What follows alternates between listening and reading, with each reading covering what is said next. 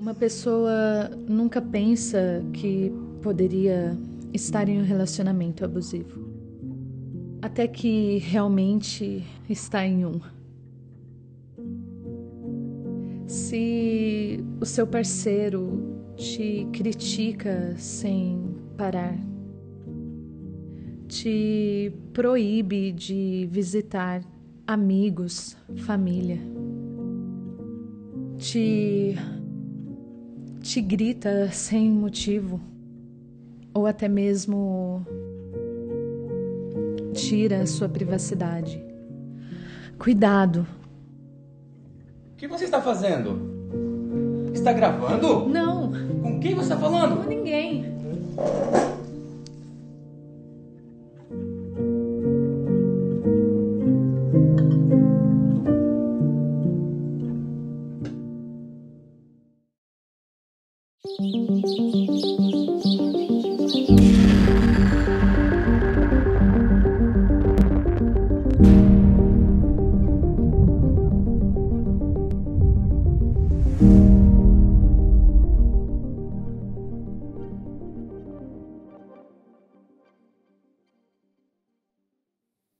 Boa noite, agradecemos muito a presença de você nesse momento.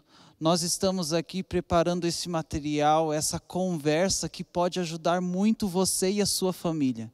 E nós viemos aqui falar um assunto meio sensível e que precisamos de pessoas capacitadas para conversarmos sobre estes assuntos. E graças a Deus nós temos algumas pessoas especializadas nessas áreas de psicologia e com outras orientações também, e nós viemos aqui conversar sobre esses assuntos. Nós temos uma pessoa especial, é a nossa amiga Tati Soria, ela é o âncora dessa noite, ela é uma psicóloga, e ela está estudando psicologia, viu? Já estou te dando o título, né, Tati Soria? Não, mas ela, pela graça de Deus, ela tem uma especialização. Ela é uma advogada que está se especializando, estudando psicologia, e ela se colocou disponível para estar aqui, sendo o âncora dessa noite. Queridos, os assuntos que vamos ter aqui é muito importante. O projeto Quebrando o Silêncio da Igreja Adventista do Sétimo Dia já tem 20 anos de envolvimento, de orientação, de ajuda para muitas pessoas. E hoje nós vamos estar juntamente com o Ministério da Mulher coordenando todo esse momento e vamos conversar sobre este assunto de violência psicológica. Então continue conosco, vamos ter esses minutos na sequência e precisamos da bênção de nosso Deus. Você pode orar comigo? Vamos orar? Grandioso Deus, estamos aqui para conversarmos sobre este assunto tão sensível. Que o Senhor derrame seu Santo Espírito neste lugar. Graças a Ti temos pessoas especializadas para nos responder sobre algumas questões. Que o Senhor, por favor, use eles, ajude eles a lembrarem dos termos técnicos e também de forma prática para nós conseguirmos receber a ajuda do alto. Por favor, que toda essa conversa seja significativa e nos ajude. É o que pedimos em nome de Jesus. Amém. Então, agora nós vamos estar com nossa amiga Tati. Deus abençoe vocês. Obrigada, pastor Denilson. Obrigada a você que está nos assistindo e que está nos prestigiando nesse momento. Eu gostaria de também agradecer a Tânia, a diretora do Ministério da Mulher, da Igreja Central de Curitiba, que gentilmente fez esse convite, insistiu e junto com a sua equipe muito valorosa, preparou todo esse espaço gostoso, acolhedor, um lanchinho que nós tomamos um pouquinho antes e está também me prestigiando com a presença de alguns nobres amigos. E eu posso dizer que os 3 são meus amigos de longa data, né? Vou começar aqui com a Marisa Liu, psicóloga aqui, que também frequenta a Igreja Central, tem uma grande experiência já nessa área, já esteve por muitos anos trabalhando, quebrando silêncio aí pelo Paraná, em muitas igrejas, e uma pessoa com grande conteúdo. Eliane Mion, minha amiguinha, né? Minha amiguinha, porque nós éramos amiguinhas quando éramos crianças, adolescentes. E hoje estamos aqui. Eliane também formada há 15 anos em psicologia, fez especialização em neuro e tem trabalhado também com esse tema que é tão pertinente nos tempos de hoje, com a modernidade nos engolindo como ela vem fazendo. É muito, muito importante tratarmos de temas que envolvem a saúde mental. E temos aqui também, né, fazendo um contraponto entre tanto hormônio feminino, o Christopher Valença, também um amigo muito querido meu, da minha família, da minha mãe, especialista numa área muito importante, que é a área de crianças e adolescentes. Ele tem um know-how muito grande nessa área. Eu sei que ele também tem trabalhado muito quebrando silêncio por aí, e eu sei que eu estou em boas mãos. Me sinto muito protegida pelo conteúdo profissional que vocês vão trazer para a gente, e me sinto também com uma grande responsabilidade, porque eu entendo que por muito tempo certos assuntos delicados, frágeis, foram escondidos do grande público, porque muitas vezes a população como um todo não sabia como lidar com certas dificuldades. E a igreja não ficou diferente nesse aspecto. Por muito tempo, assuntos envolvendo a saúde mental foram deixados de lado, né? E por muitos anos, o Quebrando o Silêncio, como o pastor Denilson comentou agora há pouco, que já está há 20 anos, né, fazendo esse papel lindo de melhorar a saúde emocional das famílias dentro da nossa igreja, trabalhou outros aspectos de violência, especialmente a violência sexual e a violência física. Mas esse ano, o material que nos chegou às mãos nos surpreendeu. Eu, pelo menos, me senti surpreendida e em boa hora, como diz a Marisa, porque trouxe um outro aspecto da violência, que é o aspecto da violência psicológica, né? Eu até dei uma pesquisadinha aqui, né? Porque a violência psicológica ela tem algumas características bem específicas, né?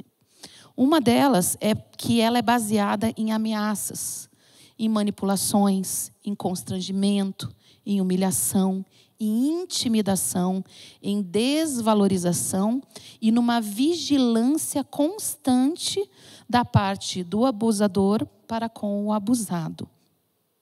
Uma das coisas que me chamou a atenção, e eu já vou começar fazendo a primeira pergunta aqui para minha amiga Eliane, é que uma das características da violência psicológica é a sua invisibilidade. Porque a violência física, ela é enxergada facilmente. A gente vê um hematoma, a gente vê um edema, a gente vê um arranhão, e isso traz, através desses sintomas, uma evidência de que tem algo acontecendo. Mas a violência psicológica, ela traz essa característica especial.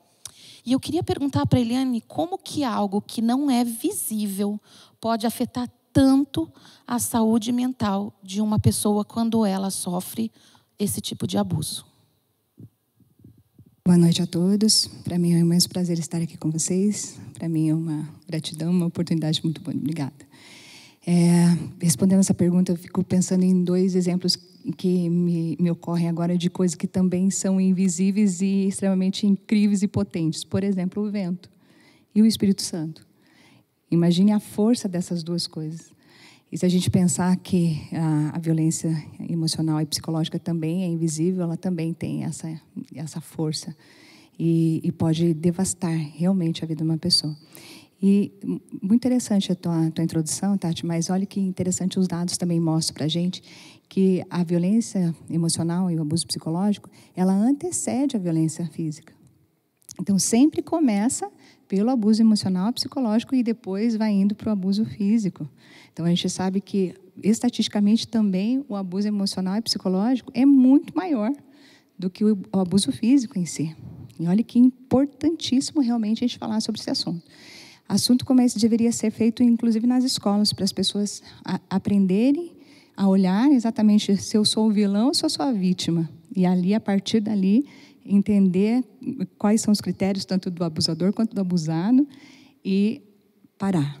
Né? Para aqui o abuso. Não vamos dar continuidade a ele. Foi muito interessante essa tua resposta, porque eu fiquei observando essa bonita decoração que foi colocada, né, pela equipe do Ministério da Mulher, e ela trouxe andaimes. Andaimes dão uma ideia de estrutura, né, dão uma ideia de algo que se constrói, né, para trazer algo depois. Né? Então, você tem um andaime para dar estrutura para algo maior que está por vir. E quando você falou que o abuso psicológico ele não começa do nada, né? Me deu um start, um insight aqui, eu lembrei dessas estruturas, e eu imagino que o abuso psicológico, então, ele seja permeado por etapas, né? Ele é como se fosse um processo. E aí, outra característica dele, que agora eu queria tratar um pouquinho com a Marisa, é que o abuso psicológico, ele começa de uma forma muito sutil. Certo? O que significa essa sutileza violenta, Marisa? Porque sutileza é algo que nos remete a algo suave, leve, não é? Algo harmonioso, algo que nos deixa encantados, né? Só que a gente daí vem com a palavra violenta, né? O que significa essa sutileza? E se você pudesse, né, de uma forma mais prática, trazer exemplos de como a gente poderia enxergar essa sutileza entrando em um relacionamento e podendo ser um primeiro passo para, quem sabe, até chegar depois numa violência física. Boa noite a todos, muito bom estar com todos, que bom que você está aqui conosco. É uma sutileza, começa suave porque começa com o encanto, começa com uma pessoa próxima. Normalmente o abuso psicológico é com pessoas da minha família, amigos, são colegas na escola, são pessoas do meu dia a dia. E essas pessoas, muitas vezes, primeiro conquistam, mostram que são amáveis, mostram que são preocupadas comigo. E com essa sutileza, parecendo ser suave, interessada no eu, a pessoa vai cercando de ameaças, como você disse, de manipulação, constrangimento, manipulação no sentido, promete fazer uma coisa, mas faz exatamente o contrário. O constrangimento que chega a, se você não fizer, né, você vai ver o que eu vou fazer com você. Começa a sutileza assim, eu quero o seu melhor. Você é muito importante para mim, mas você vai ver o que eu vou fazer com você se você não concordar. Começa com o silêncio, não conta para ninguém. Né? Então é sutil porque vem com com a máscara do amor, vem com o cuidado, isso mesmo, bem lembrado, Eliane. Vem com eu quero cuidar de você, eu estou fazendo um carinho em você. E com isso, vai aprofundando, vai montando a estrutura, como você bem ilustrou, até chegar àquilo que se torna físico, aquilo que se torna muito mais evidente, mas começa sutil. Deixa eu te perguntar, complementando, tá? Então ainda é contigo. Aonde esse tipo de iniciativa pode acontecer? Aonde? Dentro de casa. É o lugar dentro mais... das nossas casas. Dentro das nossas dentro casas. Da igreja. Dentro da igreja, okay. dentro Onde da mais? Escola. Dentro da escola. Dentro de casa é pior ainda, eu acho, na minha opinião. Porque dentro da casa é mais lugar... sutil, né? É mais sutil e é pior, é mais devastador ainda. Porque é o lugar onde deveria ter mais apoio, mais acolhimento, mais amor. Então, quando vem o abuso, ele é mais dolorido, mais devastador ainda. Mas pode ocorrer na escola, no formato de bullying, entre amigos, porque tem amigos que são extremamente dominadores, controladores e abusam. Né? E sabe aquela frase de eu estou triste com você. Mamãe está muito triste com você. Você me decepcionou. É aí que começa a criança, e nem sempre a criança, pode ser um adolescente, muito mais, uma idade muito mais madura, mas é essa insegurança de que o afeto vai ser retirado, de que para ter o afeto eu preciso me condicionar àquela imposição. Então, dentro da família, é algo que passa talvez até meio desapercebido, porque existe assim, mas será que a minha mãe é capaz de fazer isso comigo? Mas o meu pai fala assim comigo? Não, mas ele deve estar me ensinando. Então, é essa dúvida que coloca uma insegurança e que vai permitindo com que a criança, né, ou que a pessoa vá se submetendo sem perceber, e por isso se torna sutil. E perpetua. Porque a criança aprende que amar é assim e tende a repetir. Né? E também tem uma outra situação que é assim. A proposta da educação é a gente se tornar autônomo. E a violência, ela tira a autonomia. Ela transforma em dependência, uma das coisas. Ou tira a confiança. E a partir do momento que você tira a confiança, se torna controle do outro. Então, lembrar que por mais que em alguns momentos os pais saudáveis possam cercear a opinião ou as ações dos filhos e dos adolescentes, eles ainda estão na situação de querer promover a autonomia. Tirar a autonomia não é uma das coisas. Cris, vamos deixar em stand-by essa palavrinha dependência. Tá? Porque a pergunta próxima é essa. Mas eu queria fazer mais uma pergunta. Você falou de situações que envolvem crianças. Mas no caso de adultos, poderia começar, por exemplo, com um ciúme exagerado? Sim, sim. Não é que começa. Já, até chegar no ciúme exagerado, já teve antes um constrangimento. Não vá em tal lugar, fale com aquela pessoa, não pode ir sozinho, né? E o ciúme exagerado é porque você olhou para o lado, o que você quer vestindo essa roupa.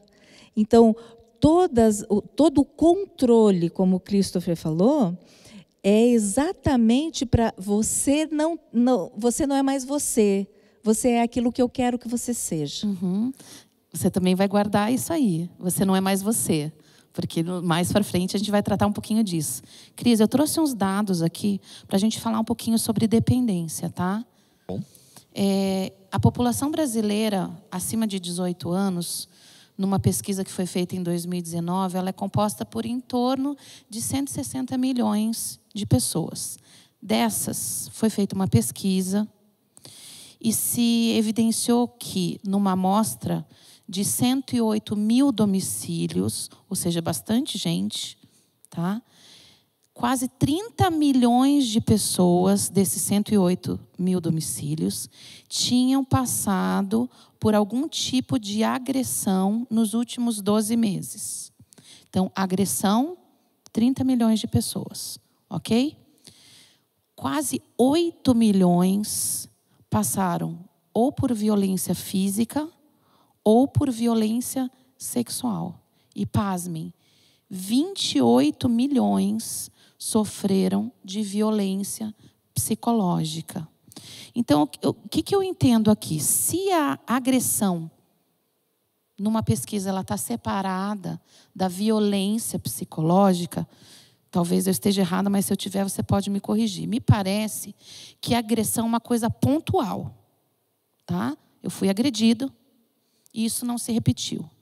A violência física é aquela que ela fica se repetindo dentro daquela relação como um padrão constante que vai só piorando, né? Só se intensificando.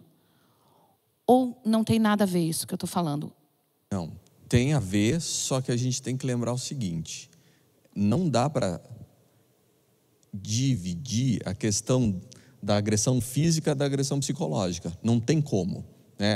É a história assim, já quebraram a unha, né? Uma unha tão pequenininha assim, aquele pequenininho assim, acaba com o teu dia, dependendo da onde que foi, e se você não consegue tirar. Você não consegue se concentrar.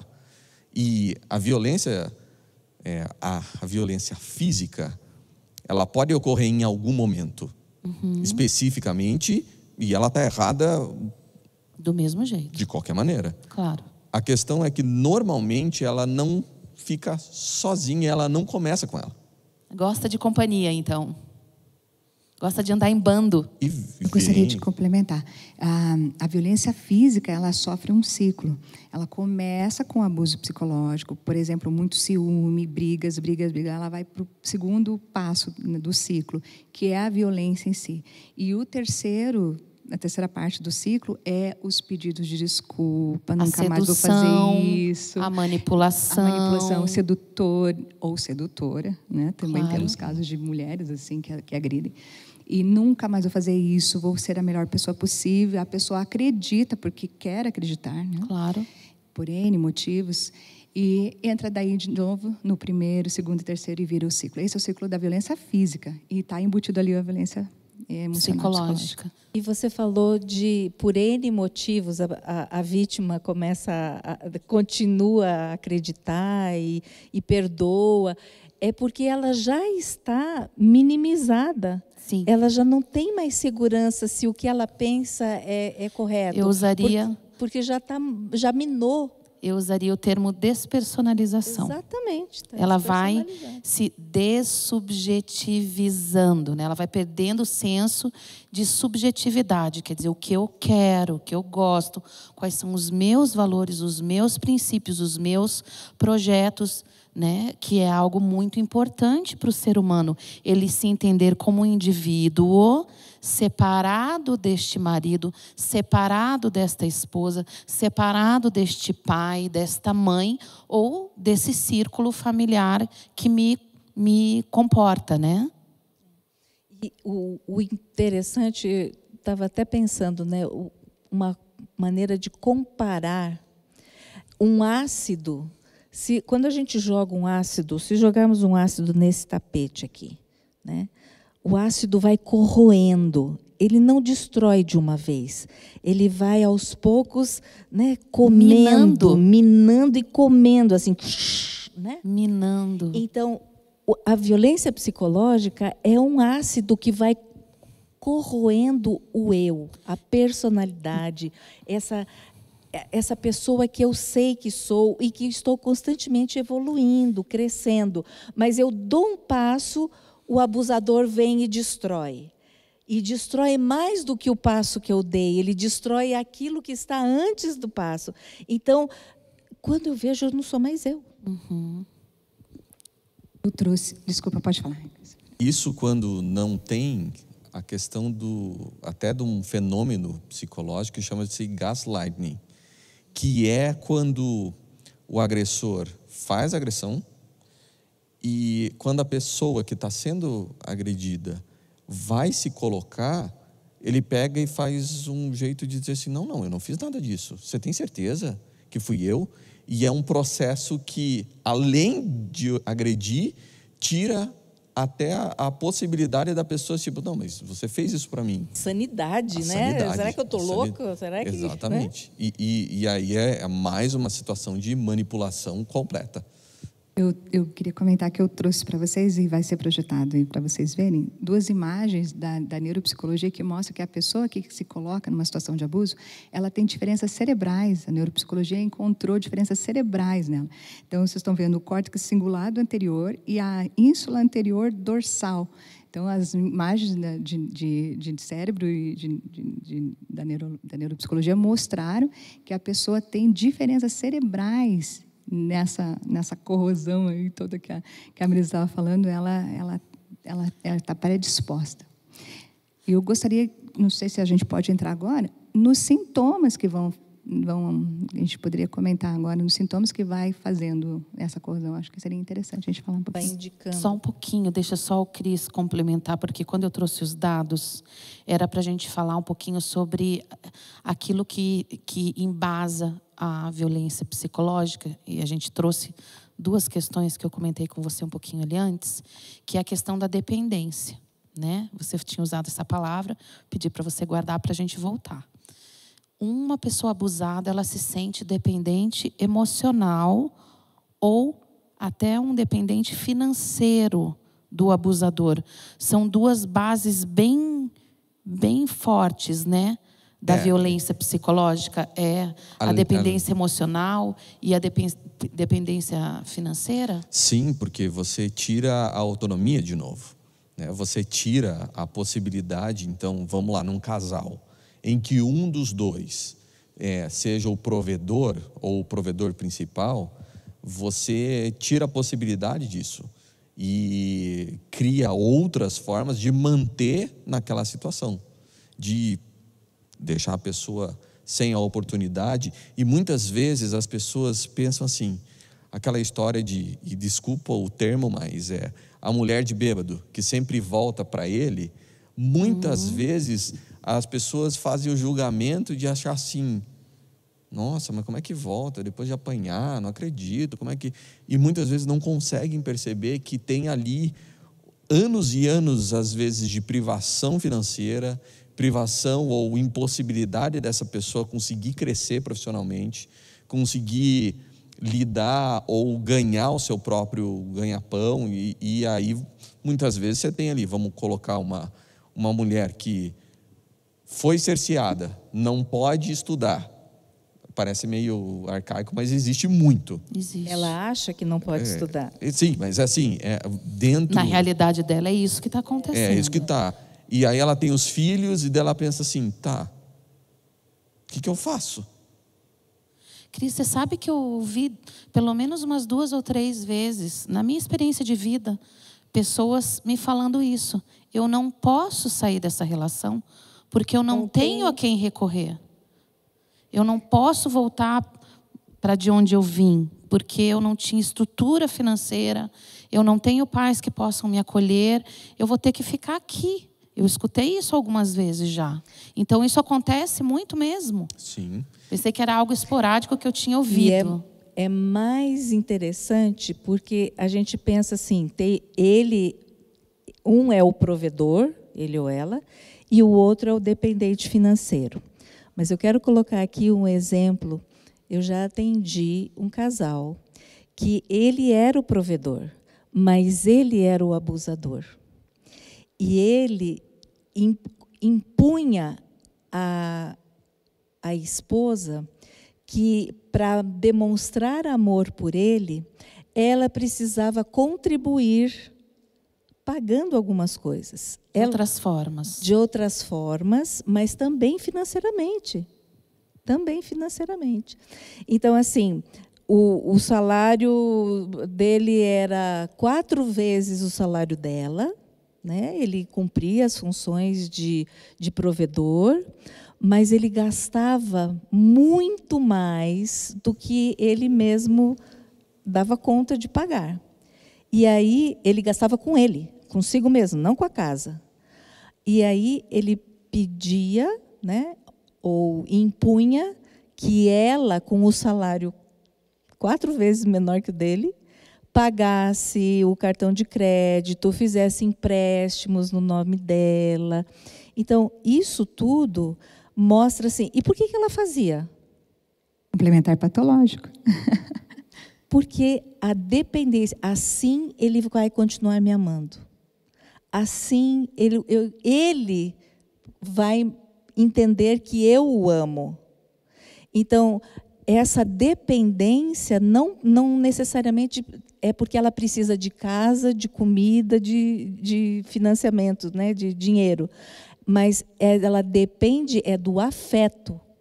Essa dependência é a pior, é a mais difícil de se superar. É muito reflexivo, não é mesmo, gente? Eu imagino que vocês devem estar em casa agora pensando em tantas situações que vocês já experienciaram e perceberam violências psicológicas acontecendo ao seu redor. E quando a Marisa falou um pouquinho atrás sobre eu vou esquecendo de quem eu sou, e a Eliane também comentou sobre sintomas, eu quero juntar as duas coisas, você pode responder, tá, amiga? A gente está falando aqui de perda de liberdade, né? Uma liberdade que é muito preciosa para Cristo. Ele morreu na cruz para nos dar liberdade, para a gente poder fazer escolhas no nosso dia a dia, que vão trazer consequências boas ou ruins. Mas Ele morreu para nos dar liberdade. A que ponto chega um ser humano, né, de despersonalização, de não se enxergar mais como alguém que pode escolher entre ir ou ficar, entre dormir ou acordar, entre manter uma relação com esse abusador ou romper com esse ciclo, né? E aí, eu queria que a Eliane tentasse trazer de uma forma mais prática para a gente quais seriam esses sintomas, né? Como é que a pessoa mostra isso na vida dela? Conta um pouquinho para a gente. É que a liberdade, se a gente pensasse, por exemplo, na pirâmide de Maslow, né, que as necessidades básicas ali tem que estar primeiro supridas e depois a gente vai pensando, né, na liberdade, fica lá para cima. Então, se a pessoa está numa situação assim de abuso, ela está sem as necessidades básicas ali supridas, ela está em sofrimento. Então, ela não está pensando mais na liberdade dela. E a pessoa que está adoecida, ela está... a pessoa que está adoecida mentalmente, e eu gostaria de falar, eu fiz até uma listinha de sintomas aqui, ela está em sofrimento, ela está com o seu córtex frontal adoecido, ela já nem pensa mais na situação da conexão com Deus, ela não tem essa capacidade, porque Deus se comunica com o ser humano pelo seu córtex frontal. E aí essa conexão com Deus fica muito comprometida. Se imagine, o que a gente sabe que o abuso emocional psicológico causa na pessoa. Dentre outras coisas, medo, culpa, depressão, níveis muito elevados de ansiedade, isolamento social, a gente vê muito nisso nos adolescentes, né, de isolamento social, insônia. Você imagina, eu sou especialista em insônia, imagine que a insônia acaba acarretando uma porção de problemas físicos e mentais, só a insônia sozinha. Um baixo rendimento escolar ou então no trabalho, muitos distúrbios alimentares, a pessoa começa a ter dificuldade de apetite ou então começa a comer demais. Baixa autoestima, como a gente já estava falando, né? O Christopher falou muito bem. E a inferioridade. Então, a pessoa começa a se achar tão inferior, que já não é digno mais nada, não é digno nem de se colocar um limite, falar assim, não, peraí, você ganha mais, por que eu tenho que pagar essas coisas? Então, ela vai entregando tudo. Ela já nem dormir, comer, ela consegue. Imagina a liberdade que está lá em cima na pirâmide. E isso sem falar até dos sintomas psicossomáticos, porque depois isso vai aparecer no físico, né? No soma, né? Então, vem a síndrome de intestino irritável, as alergias, as dores crônicas, né? Fibromialgia. E tudo isso começou com essa imposição de alguém que constantemente duvida do teu valor, inferioriza o teu valor. E olha o efeito, olha onde chega. Né? Parece um efeito em cascata, né, gente? É, um efeito em cascata. Volta o andaime, né? Tá ali por trás, escondidinho, vai crescendo, vai tomando uma proporção e, de repente, de algo invisível e sutil, se torna algo muito claro, evidente e enorme. E, Tati, uma coisa que é importante a gente lembrar é que porque essa identidade e essa coragem para colocar limite no abusador fica difícil, daí nós podemos fazer um link com a síndrome de Estocolmo, né? Que é lá aquele episódio do aeroporto, dos terroristas que sequestraram, ficou com todo mundo lá. E o que aconteceu com aqueles aprisionados é que eles começaram a simpatizar com os próprios sequestradores. Os próprios agressores. Os próprios agressores. Ah, mas ele me dava água. Ah, mas ele me trazia uma comida. Então, é exatamente isso que acontece. Por que é difícil da pessoa colocar limite? Porque ela passa a amar aquele que a abusa. Marisa, a pessoa pode, por exemplo, olhar para o abusador e pensar assim: ah, mas ele também foi abusado. Ele também teve uma história difícil. Ele também viveu isso na infância. Isso pode acontecer? Com certeza. É uma das coisas que acaba sendo o argumento para eu preciso cuidar dele. Não, mas ele vai melhorar. Eu vou ajudar. Eu vou, né? Então, por que eu pago o cartão de crédito? Porque eu estou ajudando ele a se equilibrar financeiramente. Então, tudo isso... Nossa, ele vai pagar tudo isso de juros? Isso. Então, para evitar um problema maior, e não percebe que está sendo Que coisa, um abuso. hein, gente? Uma das coisas que eu acho muito paradoxais é na família, por exemplo, que tem casal e filhos, uma esposa, por exemplo, entrar nesse raciocínio, né? Vou manter a família. Agora, você já imagine os filhos observando essa família tão patológica. Então, seria muito melhor para o filho não observar isso. Então, e a mãe não consegue fazer esse raciocínio. Fala, não, está tudo errado. Aí a gente vê o texto bíblico dizendo, né, que até a 3ª e 4ª geração, porque os filhos vão aprendendo e vão repetindo e entendendo que esse é um funcionamento normal, quando, na verdade, é uma dinâmica tóxica. Ah, a Marisa entrou no próximo ponto. Cris, me ajuda aí. Se fala muito hoje em relacionamento tóxico. Sim. Amizade tóxica. Essa pessoa é tóxica, então eu preciso me afastar. Toxicidade e abuso. Um relacionamento tóxico, um relacionamento abusivo. É a mesma coisa? Sim, não. Se não, por que não? Qual seria a diferença? Então, assim, ó, eles têm muitas similaridades, né? Uma delas pode ter a questão de a pessoa querer colocar alguma coisa em cima de você, que tem a questão do tóxico, e ele acaba não sendo necessariamente abusivo todos os momentos, porque talvez não tenha uma relação tão próxima. Mas você tem, faz você se sentir mal, faz você... Não é uma coisa gostosa assim, né? Exatamente pelo tóxico. Mas você ainda consegue se afastar. Dá para dizer que os relacionamentos abusivos são tóxicos também? São. Mas nem todos tóxicos são abusivos no sentido que a gente está dizendo assim. Eles flertam com a falta de respeito, eles flertam com a falta de liberdade, mas eles não impõem essas situações completamente. Os abusivos já tentam dominar, que é essa questão. Entendi. Vamos falar um pouquinho agora de quem é a vez, acho que é da Eliane, né, Eli? Vamos lá. A pergunta que eu queria fazer para você é a seguinte: será que a gente também pode ser abusador em alguma situação? Será que é tão difícil assim ser um abusador? Será que é uma coisa que foge tanto da nossa realidade? Tati, Marisa, Eliane, Christopher, quem está sentadinho aqui assistindo, quem está nos assistindo lá de casa, será que é tão incomum assim a gente ter atitudes abusadoras? Sim, não e por quê? Eu acredito que é muito fácil a gente ser abusador.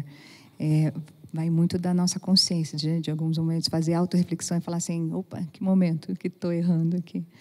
Mas, para mim, a minha opinião profissional é que um abusador, ele quase que sempre é um narcisista. Quero usar até o exemplo que a Marisa falou do paciente dela, que ele gastava grande parte do salário com ele mesmo.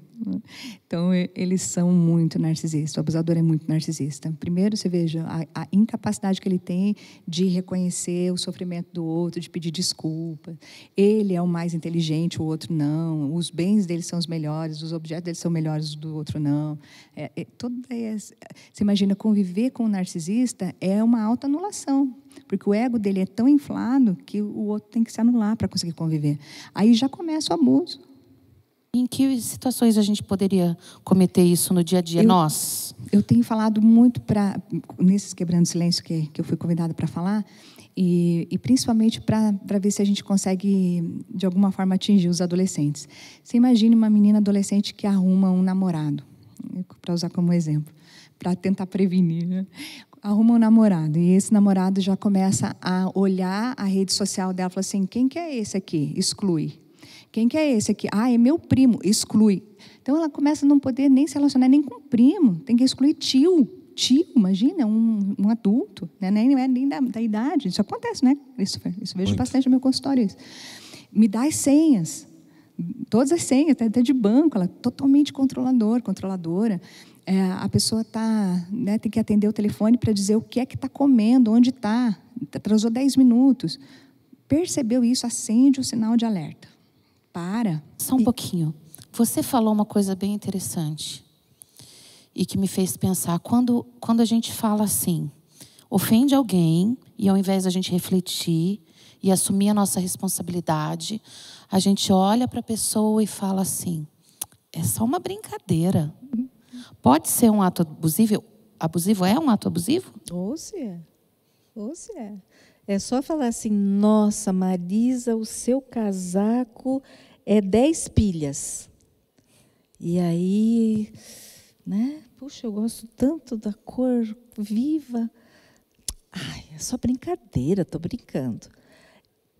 Esse constrangimento entre a fala do 10 pilhas e é só brincadeira, esse constrangimento já foi abusivo. Então, já colocou em dúvida. E aí é isso que vai invalidando o meu gosto e desrespeitando aquilo que eu gosto, aquilo que eu sinto. Muitas vezes você pode falar assim, Marisa, estou tão triste hoje. Ah, Tati, que isso? A Que vida é ótima. Que nada, você tem uma vida boa. A vida é boa. perfeita, olha a tua família. Então, isso tudo vai invalidando o outro. E nessas brincadeiras, eu gosto sempre de lembrar para as pessoas, né, às vezes até mesmo em casa, brincadeira é quando é engraçado ou quando é gostoso para os dois. Se um está sendo menosprezado, se um está sofrendo, se um está sendo inferiorizado, já não é mais brincadeira. Brincadeira é quando os dois jogam a bola para cá, jogam a bola para lá. Isso aí é tão perfeito. Tinha uma musiquinha que eu contava muito para as crianças. A gente tinha um CDzinho que era só sobre cantigas de roda. Na época que existia CD, né, gente? Desculpa aí você que é da geração... Como é que é agora? Os millennials não, agora é a geração Z, né? Desculpa, pessoal da geração Z. Mas... E falava sobre isso. Brincadeira, só é brincadeira quando os dois estão curtindo, quando os dois estão gostando. Se um se sentiu desconfortável, já perdeu E quando essa você qualidade. vai fazer a brincadeira, você sabe que você está ridicularizando, que você está pegando no calcanhar de Aquiles. No calcanhar de Aquiles, está pegando no meu gosto com o laranja. E é interessante também pegar o seguinte... A gente pode fazer, eu vou utilizar o teu exemplo. Se eu for brincar contigo com a questão da cor, eu posso brincar só contigo. Porque já tem um nível talvez de intimidade, uma forma, e vai saber que é isso. Mas aí vai ser gostoso para os dois. Isso, exatamente. Normalmente, o comportamento ele pode vir quando às vezes acontece assim. Não, mas veja só, Marisa, né? Precisa de bateria só. Exatamente porque está querendo expor o outro. E às vezes a gente pode fazer isso com os filhos. Às vezes diz assim, não, mas esse aqui, o quarto nunca está arrumado. O comportamento pode ser um comportamento abusivo, que causa constrangimento, mesmo sem que nós tenhamos um perfil abusivo. Que é as duas coisas. Que a Eliane trouxe da questão do narcisista, ele é um perfil, é um jeito de agir. Não é um momento ou outro de deslize. Ele vai, ele mida e ele repete, ele faz de novo, e faz de novo, e faz de novo. Não é um momento que a pessoa, pensou, fez alguma coisa errada e diz assim, opa. E chega lá, não, passei do limite, pede desculpa e você percebe que a pessoa se arrependeu daquilo, porque passou do limite, mas é aquelas desculpas que a pessoa fala desculpa colocando nas tuas costas assim, me desculpa, mas você sabe que a culpa foi sua. Eu estava errado, mas se você não tivesse feito tal coisa... Aqui, conclusão... Se você não tivesse com casaco laranja, Exato, né? Eu nem ia brincar. Exato, nem ia lembrar dessa coisa. Que assim. loucura, né? Isso me faz pensar como é importante o poder da palavra, o poder da linguagem, né? E como a gente precisa ressignificar a nossa forma de nos comunicarmos uns com os outros. Como nós estamos com essa ferramenta adoecida. Nós estamos tão entristecidos com tantas coisas, e são tantas coisas que nos engolem no dia a dia. A gente estava falando sobre o cansaço, o estresse, né? Os problemas que vêm um atrás do outro. Você mal dá conta de resolver um, já vem o outro. E aí acaba que, como estamos com a nossa emoção frágil, às vezes acabamos usando mal as palavras, né? Para nos sentirmos talvez um pouquinho melhores. E como a gente precisa ressignificar isso, né? Eu vou deixar você falar e aí a gente vai para a finalização desse primeiro bloco. Pensando assim em algo que acontece muito corriqueiro em casa, né? Nessa correria, no cansaço e nas responsabilidades. Quantas vezes você está fazendo algo que é importante? Pode ser na cozinha, pode ser no escritório, você está terminando um trabalho e chega um filho pequeno, um neto, né? Agora eu tenho um neto, então chega pedindo atenção e você diz, agora não, agora não. Então, a maneira como você afasta uma criança, não, isso agora não é importante. Então, a criança se encolhe. Né? Ou o outro está falando com você e você não olha, ou está no celular. Está no celular. Todo mundo em casa, né? Na sala, e você está conversando, mas está assim. Então, esses momentos a gente tem que se policiar muito, porque são maneiras abusivas que eu deprecio, que eu desvalorizo o outro. Então, vamos encerrar esse primeiro bloco trazendo algumas dicas de comunicação não violenta. Porque se a gente está entendendo que nós estamos usando de violência nas nossas palavras, né, e isso está gerando dores, isso está gerando somatizações, isso está gerando feridas que estão escondidas e que podem, em algum momento, se transformar até numa doença física. Nós precisamos ressignificar a comunicação. Então, a gente não pode deixar o público sem esse lado positivo. Que dica, uma dica, cada um pensa aí, de comunicação assertiva que a gente poderia trazer para o público agora. Quem quer começar? Estou me sentindo tão sozinha, porque nós estamos juntos aqui, mas eu não sinto sua presença, porque você está no celular. Em vez de desliga esse celular, né? Continua no celular. Estou me sentindo sozinha. Me dá um pouco da sua atenção. Eu acho que é uma das maneiras. A criança que chegou, né, com o exemplo que eu estou... A mamãe está terminando aqui, nós já vamos conversar, mas eu toco na criança e seguro a criança aqui pertinho de mim. Eu encerro aqui, ou a mamãe está fazendo algo muito importante, você pode esperar um pouquinho? Agora, tem noção do autocontrole que eu tenho que ter para não chutar o pau da barraca com essa criança e com essa pessoa, né? Para mim, eu acho que uma grande dica é a observação, Tati. A gente está muito ensimesmado, né? Que assim, a pandemia veio fazer um complicador, né, no nosso mundo. As pessoas mal estão dando conta de si.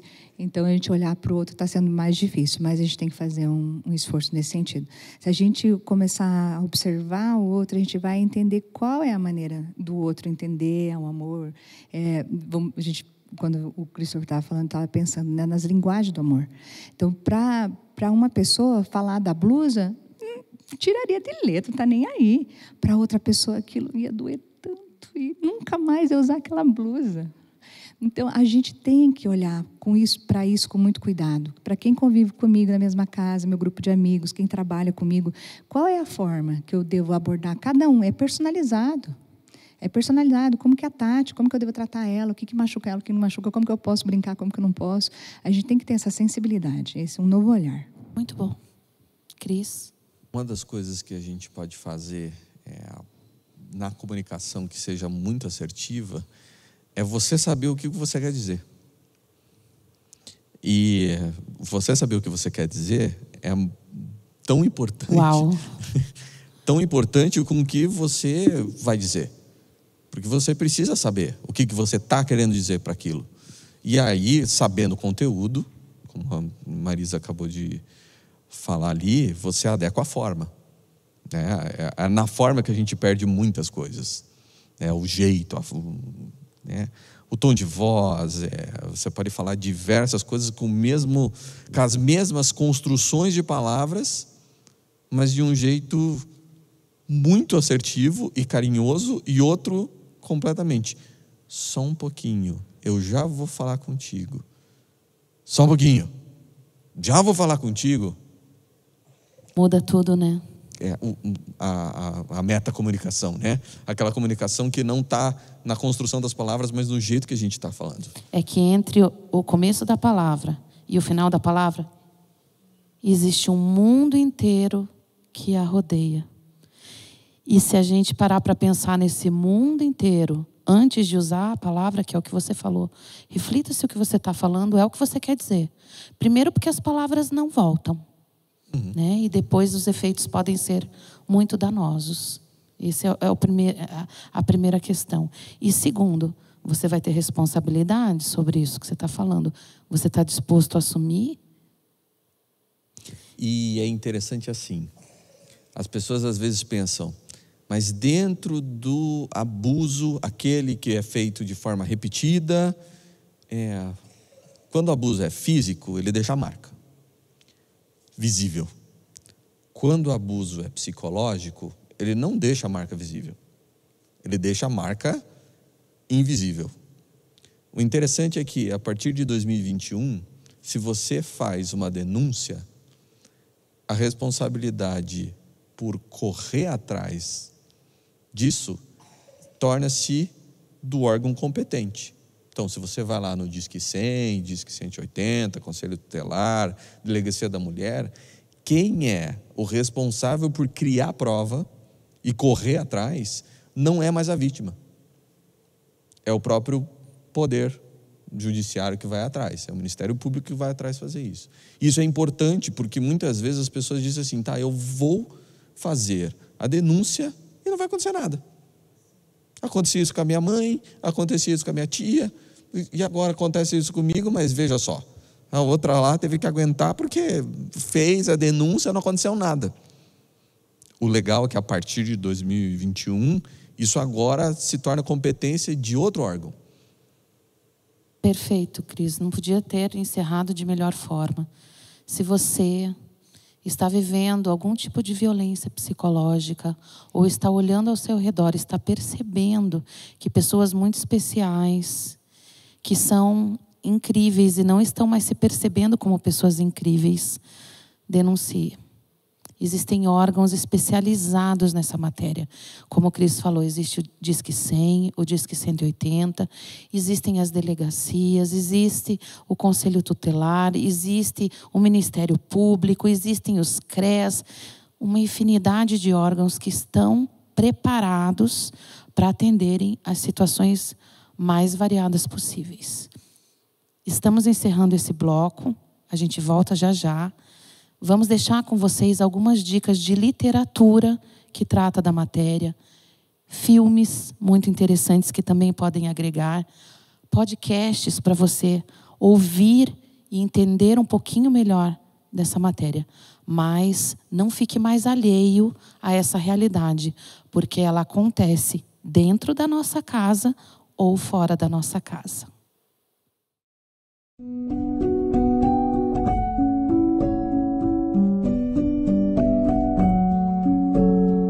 Cenas como essa são comuns na sua casa?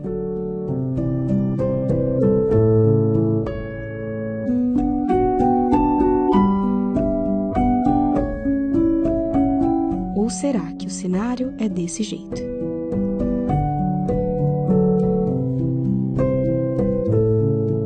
cenário pode ser esse, se você estiver disposto a educar com respeito e diálogo.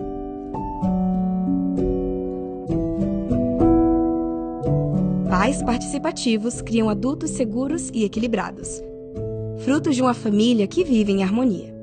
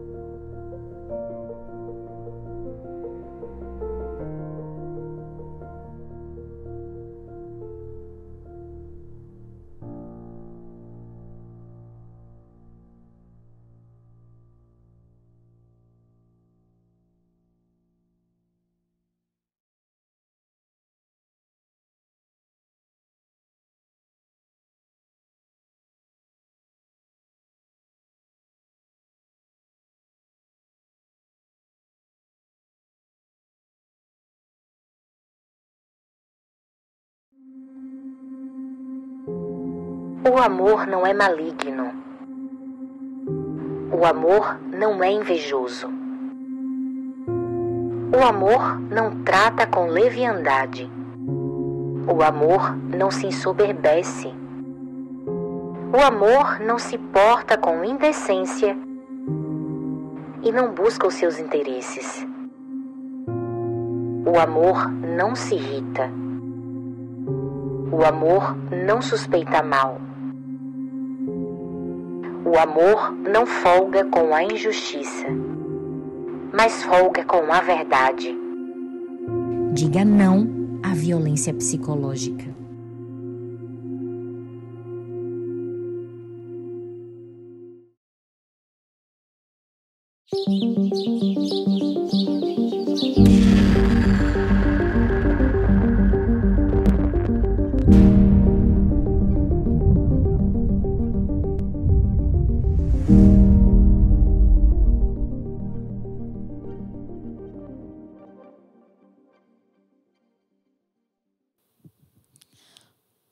Olá, pessoal. Estamos retornando aqui para o segundo módulo desse momento tão especial do Quebrando o Silêncio, promovido pelo Ministério da Mulher da Igreja Central de Curitiba, esse ano falando sobre o tema do abuso psicológico. Continuamos aqui na presença do Cristo, da Marisa, né? A psicóloga Eliane precisou se retirar para um outro compromisso profissional, mas nós continuamos aqui, vamos tratar de mais uma vertente, de mais uma asinha da violência psicológica. A gente não pode esquecer nos dias de hoje que grande parte da violência psicológica pode acontecer no espaço online. Sim, queridos. O espaço online hoje está repleto, recheado de assédio, de abuso e outros tipos de violência. Existe uma pesquisa que foi feita recentemente e que demonstrou que na América do Sul, e nós estamos falando de América do Sul porque o programa Quebrando o Silêncio trabalha em nível não é União Sul, Divisão Sul-Americana, perdão. E aí, por isso, a pesquisa foi feita exatamente nesse âmbito. Mostra que 76% da violência psicológica ocorre dentro desse espaço de mídias sociais e envolvendo a internet. Por que, Christopher, será que nesse ambiente latino, né, que nos acolhe, quais são as razões para nós termos um número tão abusivo, né, relacionado com esse tema? Primeiro que as mídias sociais e o contexto da internet, elas fazem parte da nossa vida. É impossível não ter. Só que ela tem aquela aparente estrutura de anonimato. Como você não vê o rosto da pessoa, fica fácil você falar algumas coisas que você acha dela.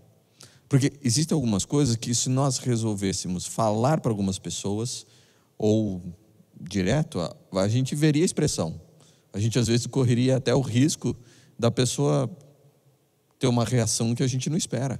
E é muito simples falar quando você tem uma tela na tua frente e aquilo chega para outra pessoa.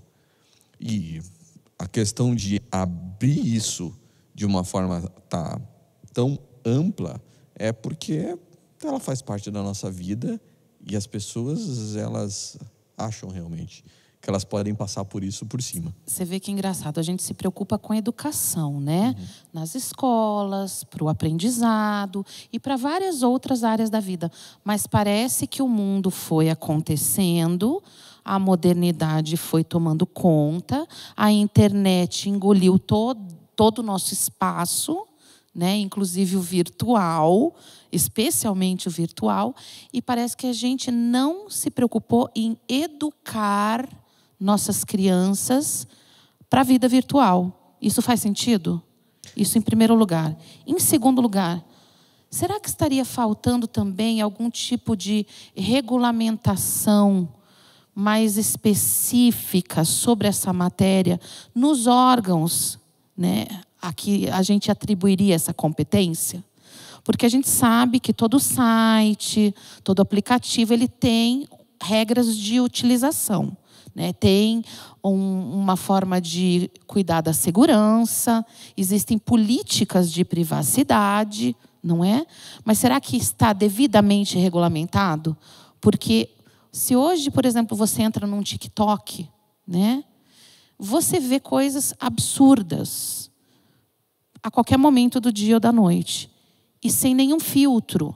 Quer dizer, poderia ser eu, 50 anos de idade, e podia ser o netinho da Marisa, o Miguel, de 3 anos de idade, assistindo o mesmo conteúdo. Então, essas duas coisas, elas realmente seriam, talvez, estruturantes, uma falta de educação para a vida virtual e também uma regulamentação, talvez, ainda um pouco frágil nesse aspecto? Pela velocidade do que a gente tem, nós somos imigrantes digitais e as crianças hoje em dia, eles são nativos. Eles já entraram. Então, isso não é uma parte também da vida deles, porque já faz parte intrínseca. Eles já entram, já formam, já estão ali em conjunto. A questão da regulamentação, ela é extremamente importante, só que ela sempre vai vir mais atrasada. Por isso que a gente tem que focar na educação. Porque ela vai chegar atrasada. Porque, por exemplo, vamos lá, você pode denunciar um conteúdo dentro da plataforma. Sim. Por mais que o algoritmo entenda o que está acontecendo ali, e eles são feitos para isso, ainda assim as pessoas elas conseguem burlar o algoritmo. E também tem um tempo de processamento. Com certeza. Que é demorado. Com certeza. Até vir a resposta, de repente, uma vida pode ter sido devastada. Sim. Em quantos? 5, 10 minutos. E assim, é aquela história, né? O que está na internet vai ficar. É o que a gente pega e fala muitas vezes até para os adolescentes, para os jovens, e, por que não dizer, até em adultos, não tire foto sua de sem roupa e envie para quem quer que seja. Porque uma vez que está produzido aquilo, você tem a possibilidade de vazar. Não, mas eu mandei só para... Pois é, você mandou, mas você produziu. Quando produziu, já chegou lá. E a regulamentação até vem para proteger algumas coisas, mas o estrago muitas vezes já está feito. Primeiro que eu acho que eles não conseguem abarcar tudo. É impossível. Porque a velocidade, ela é absurda. O ser humano não consegue acompanhar a velocidade com que as coisas estão acontecendo em nível virtual. E, em segundo lugar, você falou uma coisa muito pertinente, Cris. Você falou que não deveria ser o nosso foco de preocupação. Se está sendo ou não bem regulamentado, porque é uma competência que não foi atribuída a você, como cuidador, como educador, como pai, como vô, como vó. A nossa atribuição, a nossa responsabilidade, então, recairia sobre o quê, Marisa? É bem importante lembrar, porque a gente sempre terceiriza, né? Fala da regulamentação, da fiscalização lá do governo, do Estado, né? Mas é dentro da minha casa que as coisas acontecem. Então, a regulamentação é dentro de casa. Quais são as regras da nossa casa? Quem é que vai fiscalizar? Qual será o meio de fiscalização? As regras vão ser feitas pelos pais, vão ser feitas por toda a família em conjunto. Então, essa é a responsabilidade maior daquilo que está acontecendo dentro da minha casa, daquilo que está acontecendo ali no quarto do meu filho, na sala da família. Então, essas regras precisam estar em comum acordo de todos. É muito interessante como a família muitas vezes se divide, porque um da família acha que não, que é necessário, que precisa, porque a escola, porque as apostilas e tudo vem através da mídia, e o outro acha que não pode nada. Então, os extremos dificultam isso. É muito importante, primeiro, dentro da família, os pais estarem em acordo, estabelecerem acordo. Eu concordo, eu não concordo, quem vai ceder, mas estabelecer as regras e estabelecer qual vai ser o método e qual vai ser a pessoa, né? Que elemento da casa é que vai fiscalizar. E aí o Christopher tem uma experiência grande com como fiscalizar. Eu acho que era interessante você colocar isso. Você tem uma forma de, às vezes, colocar filtro de conteúdo que já você limita bastante, só que ele não é tão efetivo quanto se você estiver em conjunto e conversando. Porque o limite externo, ele funciona até um ponto. Cris, então você continua respondendo e já insere o que eu vou te dizer. Então, mesmo num ambiente cristão, tá? Que é um ambiente ao qual a gente faz parte, a gente está inserido, né? É o nosso ambiente. Mesmo a internet sendo tão danosa e trazendo aí tantos prejuízos, você hoje daria o conselho para um pai, para uma mãe, tirar a internet da vida dos seus filhos até quando for possível? Ou você acha que deve ser conversado e trabalhado? Existe uma idade para não ter acesso nenhum, depois tem um acesso restrito, daí como que você enxerga isso? Então, assim, existe as situações que você vai poder colocar essa limitação. Entenda, o acesso a um celular, a um tablet, a uma televisão, eles são privilégios. E privilégios, eles são conquistados. E eles são mantidos através de um acordo, como é que você vai fazer isso. Eles não são um direito, né? Então, isso já ensina que aquilo tem o seu modo de utilização. Ao você ter o modo de utilização, você já está ensinando a mostrar. Porque você pode até tirar durante um tempo. Crianças muito pequenas, que não têm muita noção, uma coisa assim, é muito importante que, se você for permitir, que ele seja uma coisa mais offline, ou se tiver alguma coisa que seja extremamente restrito, para que o conteúdo seja supervisionado a você. E não ter medo nenhum. A criança, ela vai sobreviver se ela ficar sem YouTube. Ela sobrevive. Ela não nasceu com aquilo. E tudo bem, não está maduro até lá, e essa é a necessidade da gente conhecer quem está junto. Não está maduro para ter aquilo? Não tem. E depois, com o tempo, você vai ampliando, vai colocando, vai vendo como é que é a situação e ensinando. Porque a mesma internet, que pode ser extremamente danosa, dependendo, ela pode ser extremamente benéfica em algum momento, se ela for bem utilizada. A ferramenta é a história. Aí que está né? a dificuldade.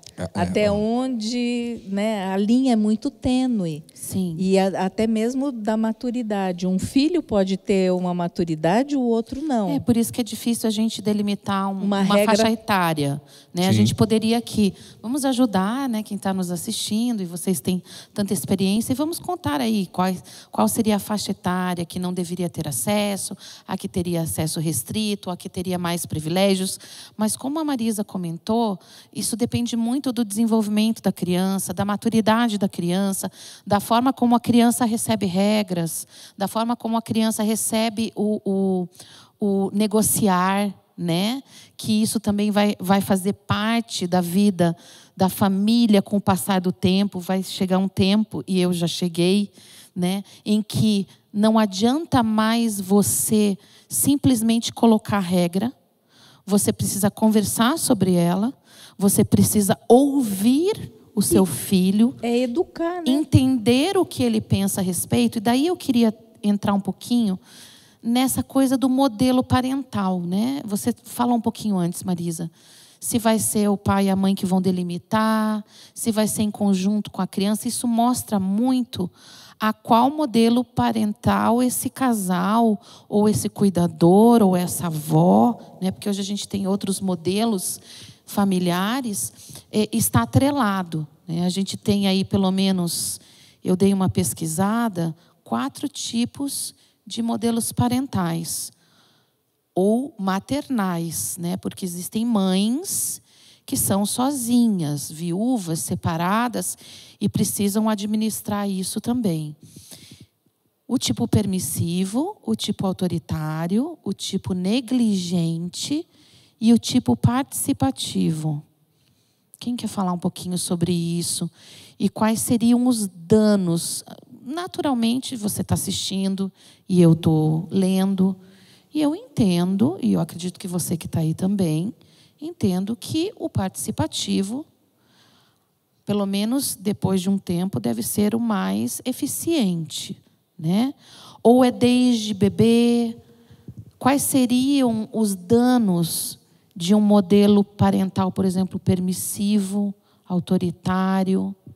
Os danos do permissivo são a dúvida, a insegurança que a criança sente, porque horas pode, horas não pode, né? Ou pode tudo no permissivo, né? E a criança fica sem segurança porque não sabe o limite. Então, isso não é só para a internet, para as redes, como para outras coisas também. Se a criança não sabe até onde pode ir, ela não se sente protegida. Se ela não sabe para onde ir, qualquer lugar é bom. Qualquer lugar vai ser bom. Agora, uma coisa importante é que se nós não absorvemos que até mesmo aqueles que criaram muitas das redes sociais, eles não permitem que os seus próprios filhos vejam ou tenham celular. Não, meu filho não tem celular, meu filho não acessa Facebook. Então, se eles que criaram sabem do perigo, e não, o que nós estamos fazendo? Né? Uma criança... Gente, eu tenho uma netinha de 1 ano e 2 meses. Quando ela vê o celular, ela já sabe passar, deslizar as fotos, porque nós damos acesso às fotos. E ela sabe quando é assim, e quando não funciona, ela sozinha ela faz assim.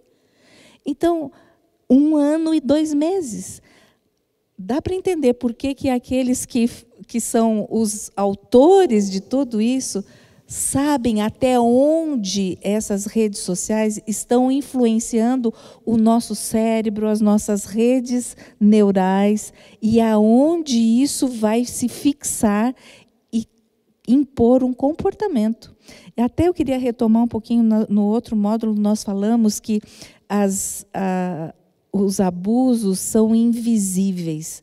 Eu gostaria de colocar uma interrogação, porque a gente acaba sendo muito fácil de ver que o abusado, ele dá sinais no comportamento.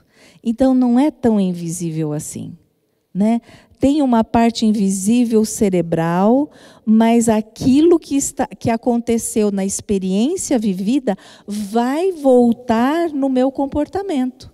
Então, vai voltar com um tique nervoso, vai voltar com a dificuldade escolar, vai voltar com a ansiedade, vai voltar com impulsividade. Então, isso com tudo... Com uma revolta injustificada, muitas vezes. Nossa, mas...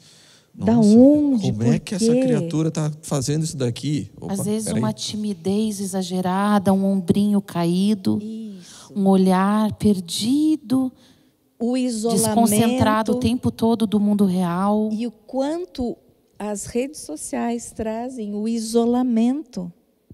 E nesse isolamento tem todo um esconderijo daquilo que a criança está absorvendo e está sendo constrangida, e está sendo imposto para essa criança, para esse indivíduo, né? Não vamos falar de idade mais.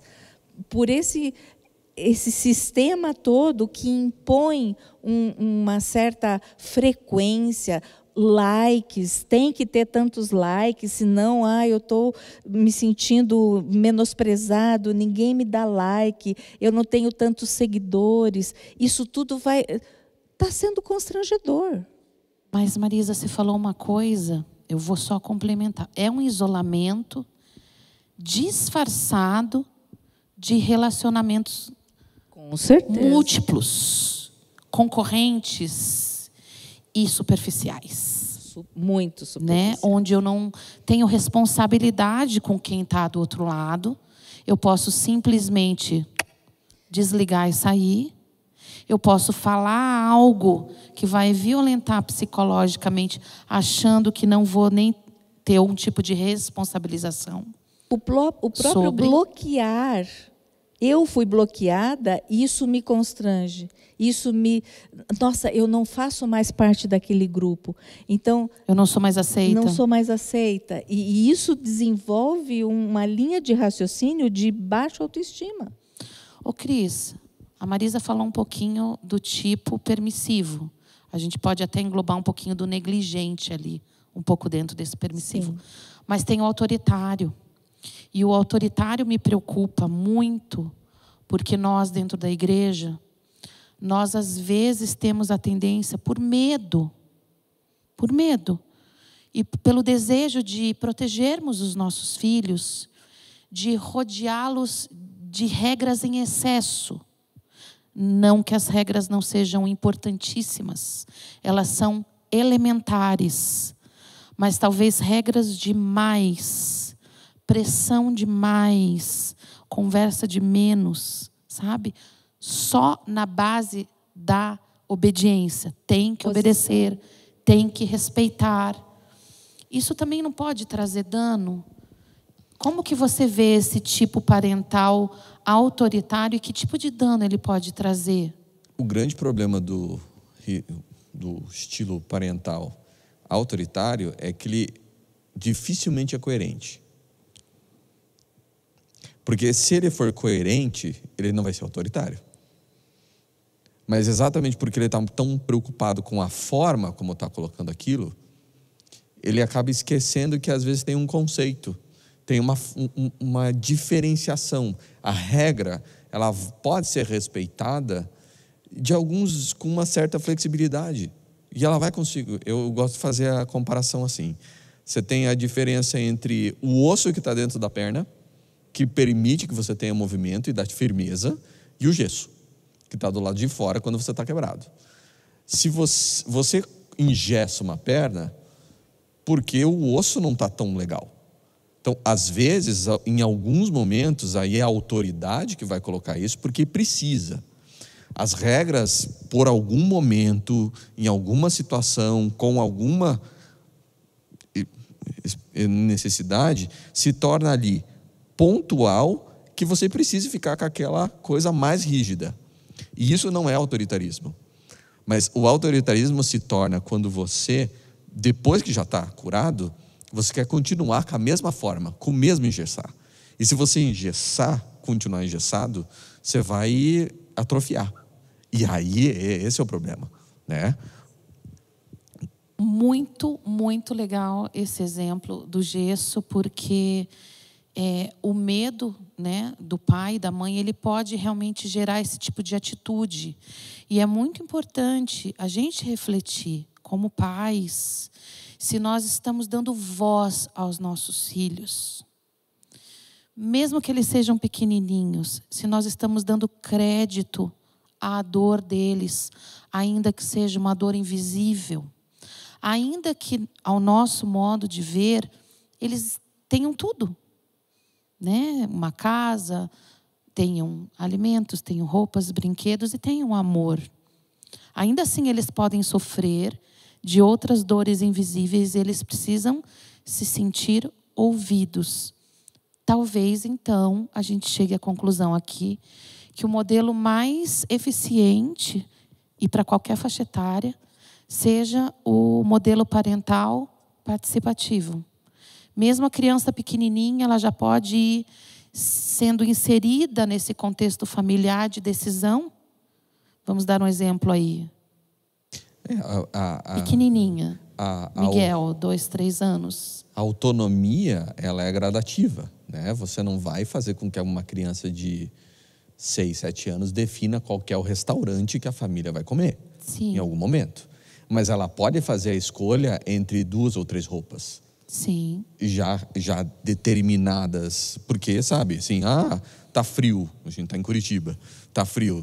Aí eu quero utilizar um biquíni. Quero meu maiô novo, mamãe, hoje. Pois é, que bom, né? Vai ficar aí. Porque essa não é uma escolha que vai ser saudável. Naquele momento. Equilibrada. Exatamente. Então, o modelo participativo é esse, né? O permissivo é... Vai.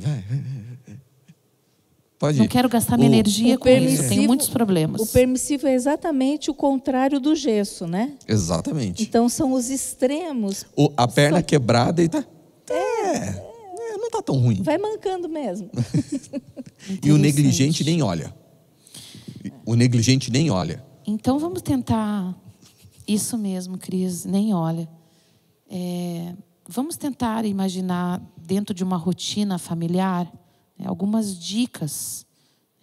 Como que a gente pode contribuir com as famílias que estão nos assistindo agora, para estabelecermos, talvez, baseado, claro, em uma base cristã, baseados na Bíblia, né? Critérios trazidos pela Bíblia, de formas que essas famílias possam melhorar essa dinâmica, tá?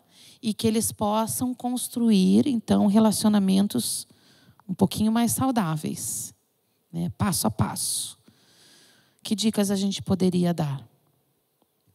Dentro da faixa etária mais primeira infância, segunda infância, eu sugiro a criança deixar com que a criança expresse o que ela gosta, né? E daí, assim como a roupa, né?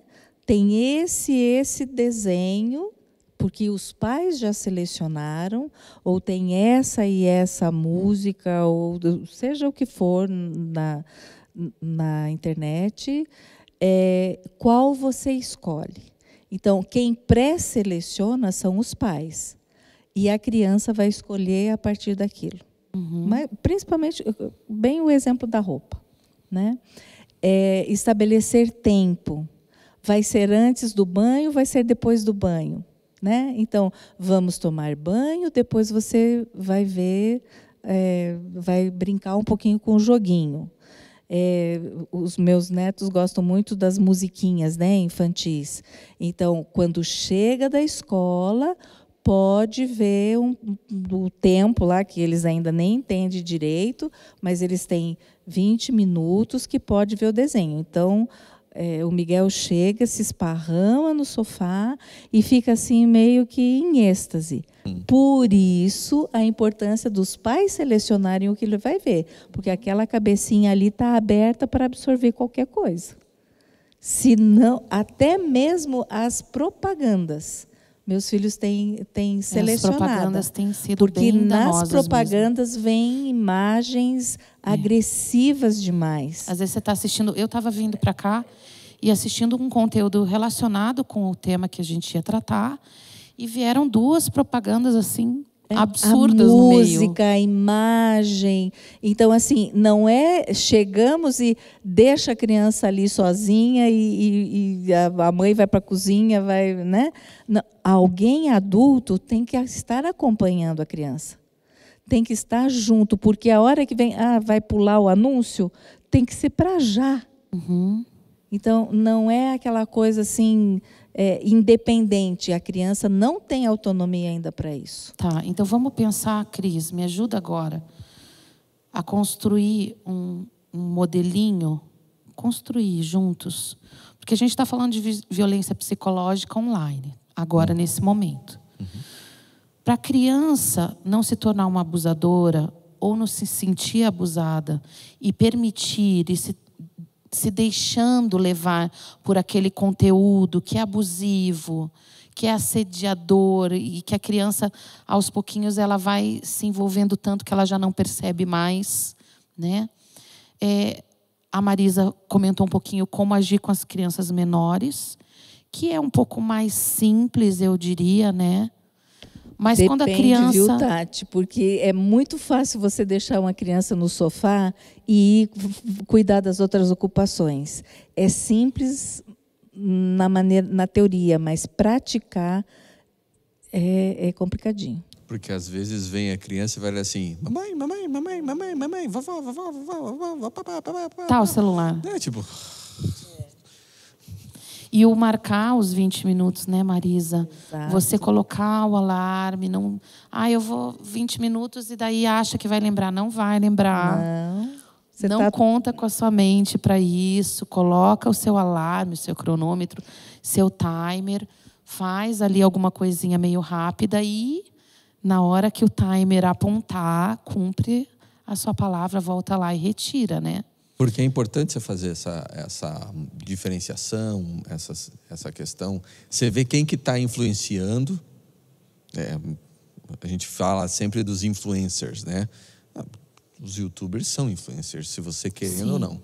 E muitas vezes você diz assim, não, mas não é tão ruim. Não precisa ser tão ruim, é só ser bom. Né? E às vezes pode ser que o conteúdo seja o livre, mas o conteúdo que está sendo mostrado não é tão legal. Então, a lógica é a seguinte, existem diversos tipos de coisa. E assim, educada a trabalho, selecionada a trabalho. É repetitivo. Acompanhada a trabalho, né? Acompanhar. Isso é importante. E você tem que estar atento com essas coisas. Você não vai conseguir limitar tudo. Você não vai conseguir perceber. Mas é importante você estar junto. Porque as variações do comportamento no dia a dia, e no dia a dia não é sentar só para brincar. A importância está em vou lá para ajudar a escovar o dente, vou lá para ajudar a fazer alguma coisa na cozinha ou na tarefa, ou, sabe, ou às vezes, deixa eu pegar aqui a sua roupa para o banho. Então, às vezes, uma das pequenas coisas, a Eliane tinha falado sobre os atos que tem das linguagens do amor, às vezes esses atos de serviço, essas coisas pequenininhas, você vai aproximando, especialmente para juvenis, adolescentes e jovens, que eles já têm uma autonomia de poder escolher aquelas coisas, só que eles muitas vezes, dependendo da idade, não têm noção da responsabilidade que aquilo tem em cima. E para andar junto, né, é essa conversa. Eu tenho ouvido muito, Cris, na faculdade sobre o monitoramento, né? Que depois que a criança já está recebendo um pouquinho de autonomia, ela já tem um pouquinho mais de liberdade ali pela fase da adolescência, né? 14 a 18 anos, que você pode imaginar, nossa, 18 já é um adulto. Não, ainda não é um adulto. Inclusive, eu descobri que agora, especialmente na América Latina, existe uma nova etapa, né, que fica entre a adolescência e a fase adulta, que eles chamam de adultez, que ele não é o adolescente que está se tornando adulto, ou o adulto que ainda é um pouco adolescente. Qual seria essa faixa etária?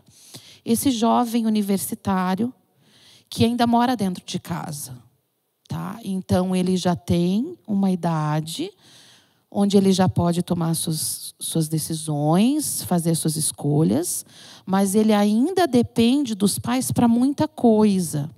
Então, esse limite entre, né, o meu filho já é maior de idade, mas ele ainda depende de mim para muitas coisas. Então, nessa faixa etária, que está entre a adolescência e a fase adulta, efetivamente, quando a pessoa já trabalha, já se sustenta e tudo mais, deve continuar existindo um monitoramento, ainda um pouco mais flexível, cada vez menos endurecido, mas ainda precisa haver em algumas áreas.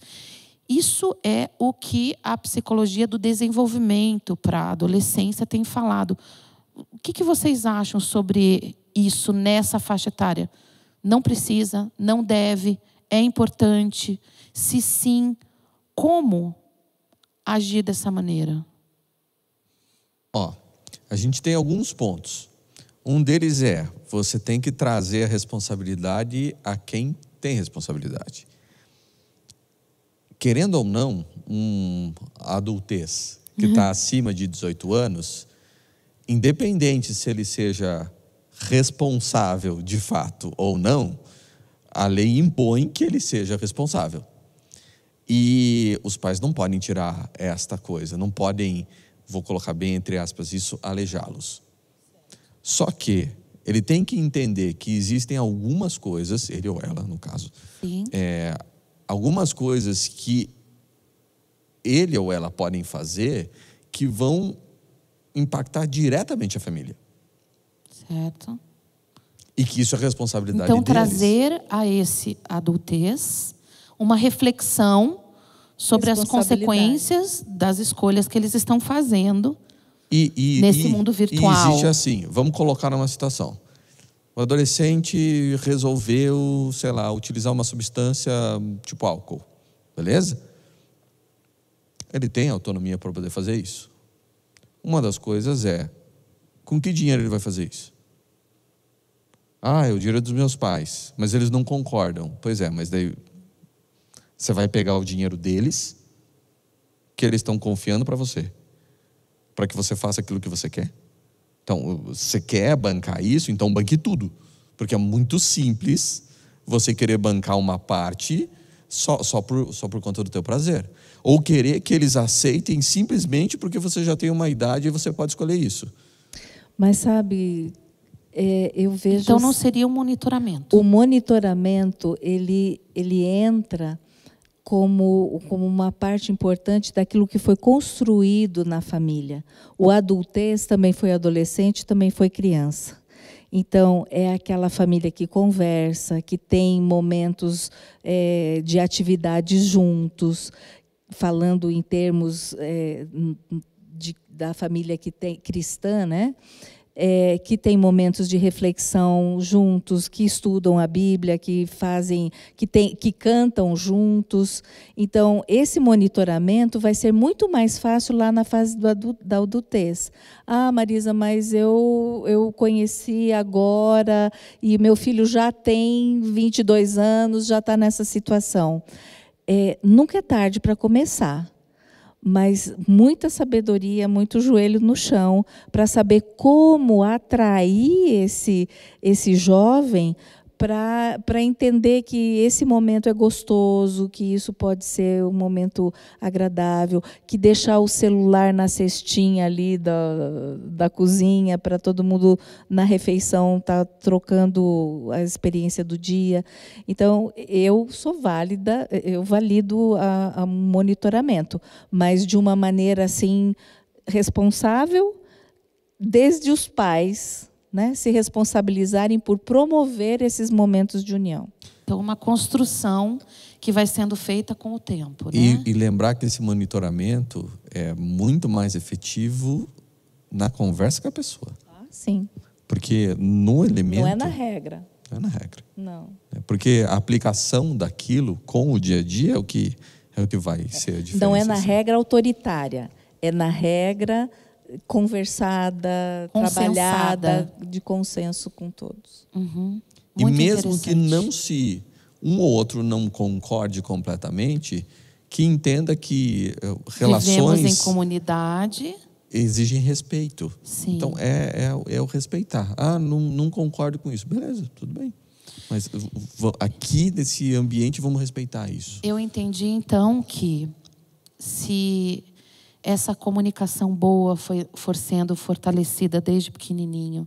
Se eu tiver um tempo de qualidade com essa criança, dando voz aos seus anseios, não às suas manhas, às suas necessidades emocionais, às suas necessidades físicas e espirituais, poderíamos dizer assim.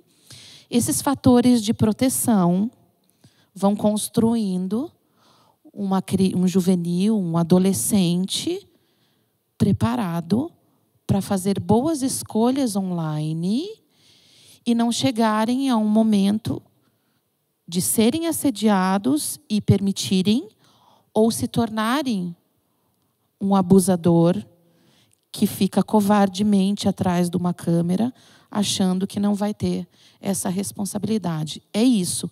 É algo que se constrói com vários elementos. E também tem um terceiro componente nos bullings, que são os espectadores. Os espectadores, eles são aqueles que podem continuar o processo ou parar o processo. Eles têm uma função muito grande. É aquela história lá, aquela frase do Desmond Tutu, né? Se você é neutro em situações de injustiça, você escolhe o lado do opressor, e daí a gente pode dizer do agressor, exatamente por isso. Porque muitas vezes, vamos lá, quem faz o abuso nesse sentido online, que a gente está especificamente falando, ele não faz só para a pessoa, ele faz para o público. E o público... Para ser visto, né? Sim, ele quer ser visto. Porque se for pontual, não vai ter a mesma coisa.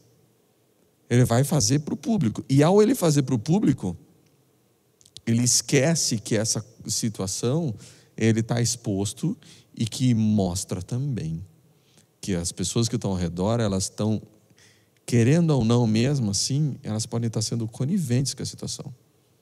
Cris e Marisa, a gente precisa encerrar, mas eu pensei também nos stalkers, né?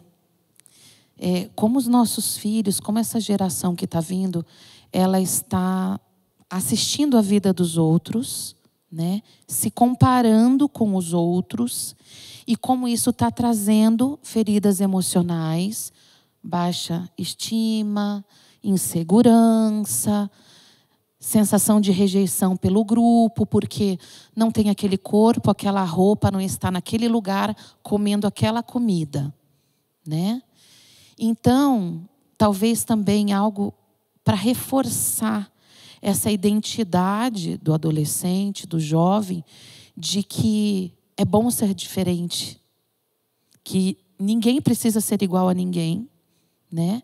E que ele tem você como um apoio, caso em algum momento ele tomar uma decisão que contrarie o grupo e ele for bloqueado, ele ainda tem você. Ele não vai ficar sozinho, né? Porque se ele sentir que ele tem esse fator de proteção forte, né? Pode ser pai, mãe, pode ser vô, pode ser um tutor, pode ser um pastor da igreja, pode ser um líder, pode ser o pai de um amiguinho, não importa quem seja, alguém a quem ele possa recorrer quando o grupo fizer esse movimento opressor. Porque o grupo faz esse movimento, né? Todo mundo, quando tá junto, se sente mais forte. E o adolescente, ele não é diferente, né? É a rede de apoio, né? A rede de apoio que vai dar suporte para a situação, vai dar suporte para a pessoa que está sendo, a rede de apoio que é a igreja, a rede de apoio que, quando houver uma denúncia que ocorra, não fique pensando, putz, mas por que a gente não resolveu isso internamente? Porque, pessoal, se chegou no nível de abuso, não se resolve internamente. Sim. Você não resolve internamente, porque e não culpar a vítima. Sim. Porque é muito fácil a gente culpar a vítima achando assim, mas por que expôs, vai expor? Quando você tem que olhar para quem fez aquilo.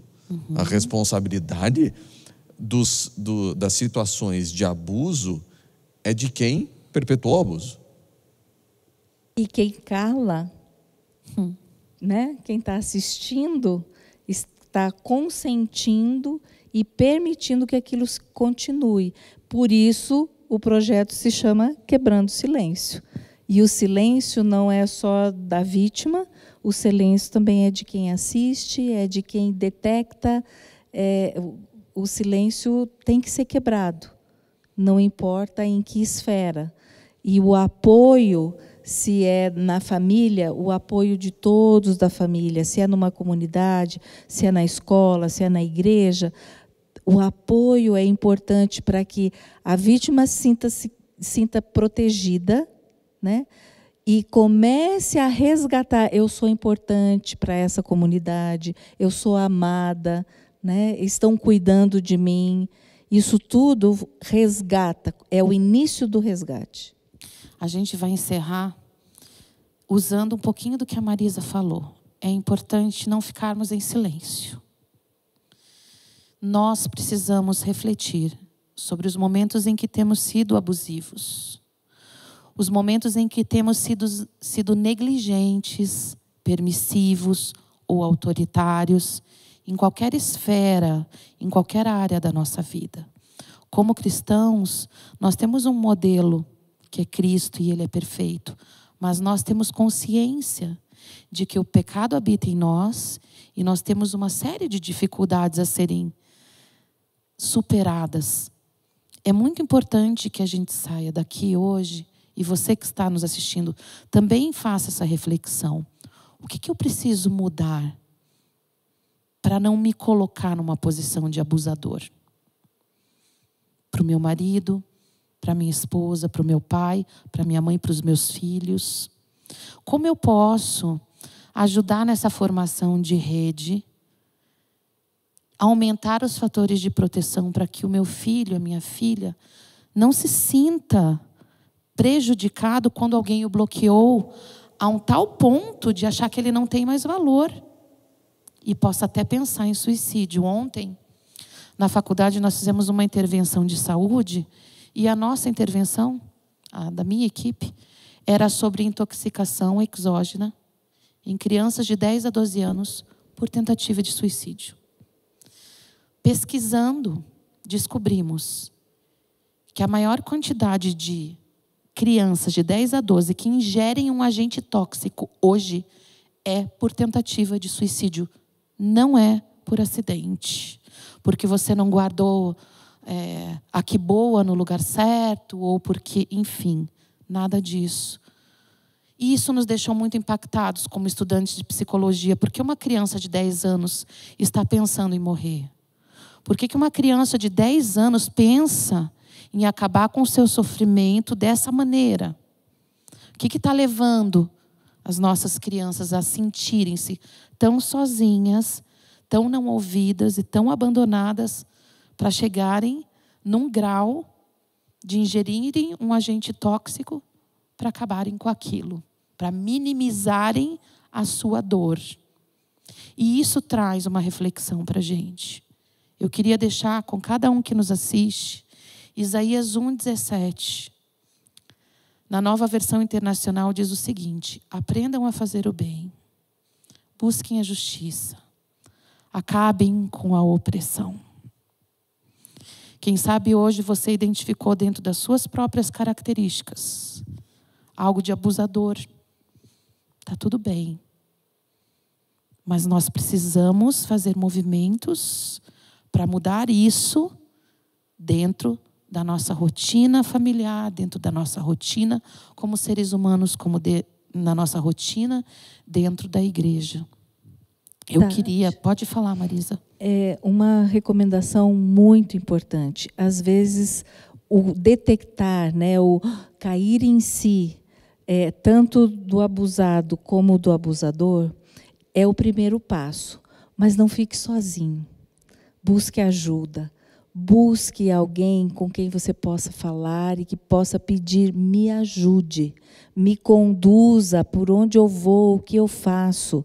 Não fique apenas pedindo: Deus vai fazer alguma coisa. Ele faz, e faz através de pessoas que Ele capacita.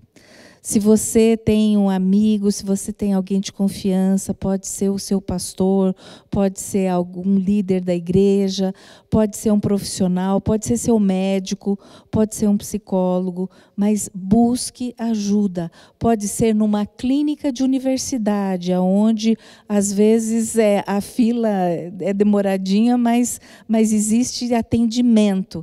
Busque ajuda, não fique sozinho. Quebre o seu silêncio e vá buscar crescimento, mudanças que vão aproximar você de Deus, aproximar você do próximo e vão te trazer saúde. Cris, quer falar alguma coisinha também para encerrar? Nós temos que lembrar que o quebrar o silêncio é exatamente o que a gente tem que fazer para quebrar o poder de abusadores que querem continuar abusando. A gente tem os abusadores que fazem por comportamento e outros que fazem por profissão. Os por comportamento, alguns momentos eles vão perceber: opa, estou fazendo errado, eu não sabia que era desse jeito e eu preciso mudar.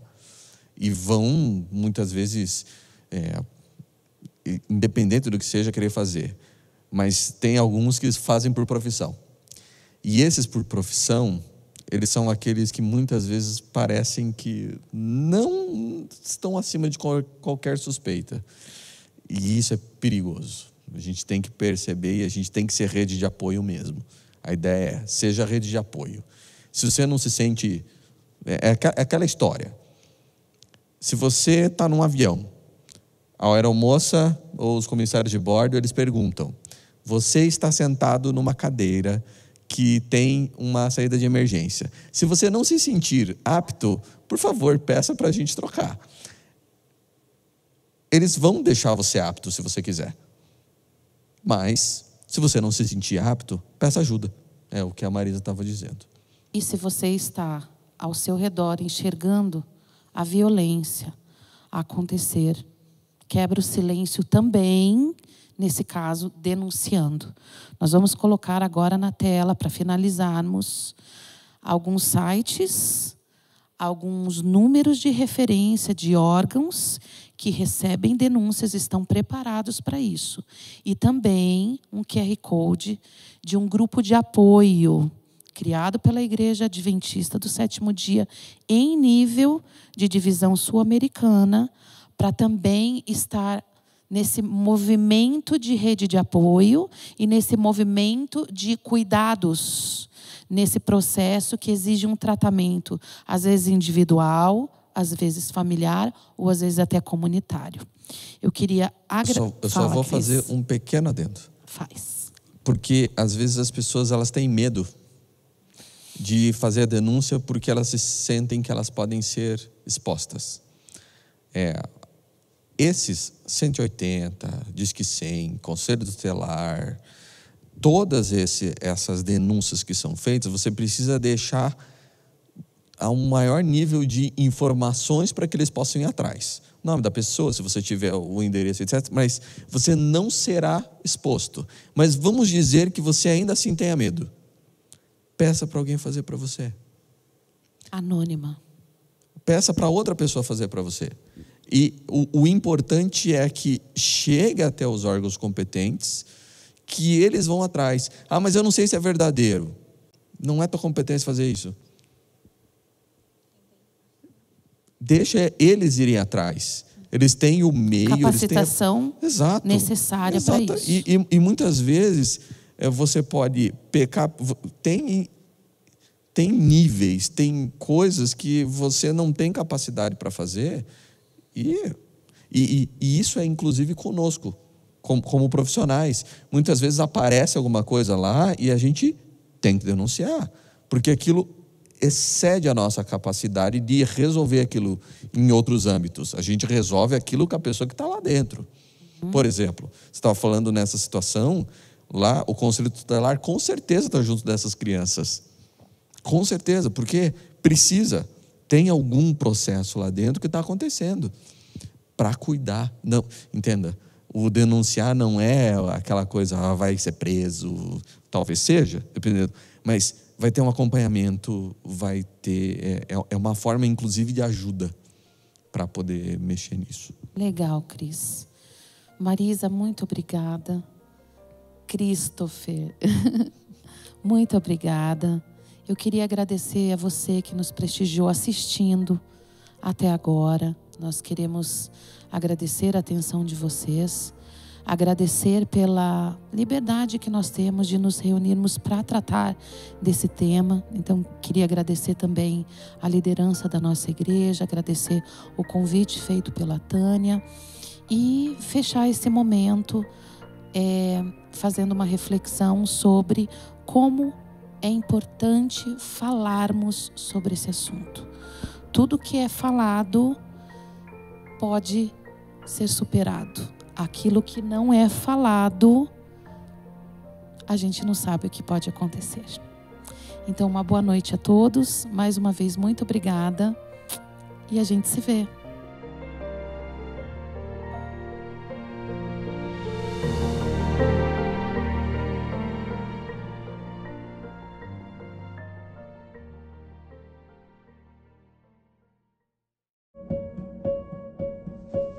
Você nunca coloca a roupa no varal. Eu não posso contar com você mesmo.